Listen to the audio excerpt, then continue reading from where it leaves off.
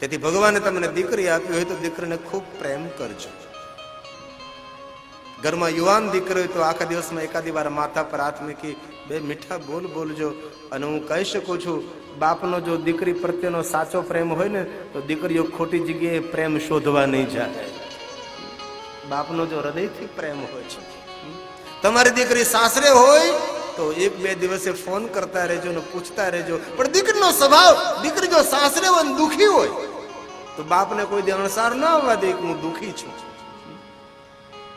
પિતા ફોન કરે તો પૂછે તો કે ના પિતાજી મેં મજામાં છું. નગર દુખી હોય, તકલીફો હોય તો પણ પિતાને દુઃખ થાય, તેથી બાપને પોતાના દુઃખની વાત ન કરે. એક સજ્જન બાપની દીકરી સાસરે સસરા પક્ષ વાળા કસાય જેવા બહુ દુઃખ આપે, બહુ દુઃખ આપે.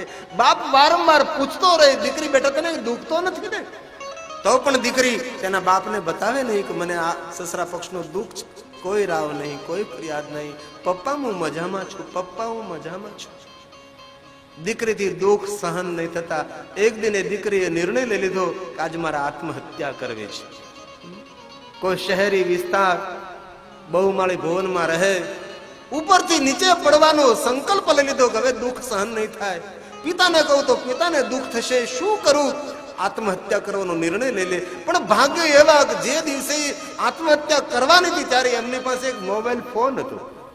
બરોબર આત્મહત્યા કરવાનો સમય અને તેના પિતાનો ફોન આવે છે. અને દીકરીએ ફોન ઉપાડી, જે બાપનો ફોન, બેટા તું મજામાં છો ને? હા બાપુજી મજામાં છું. બેટા જીવનમાં દુઃખ આવે, એ દુઃખ રોજ નથી રહેતું બેટા, થોડું સહન કરી લેજે, હિંમત નહીં હારતી બેટા. અને જે દીકરી આત્મહત્યા કરવા તૈયાર થયેલી, બાપના એક ફોનથી આત્મહત્યાનો વિચાર તેને ટાળી દીધો અને દીકરીએ જીવી લીધું છે. તેથી જેની જેની દીકરીઓ સાસરે છે એને પણ પ્રાર્થના, 2-3 દિવસે રોજ, 8 દિવસે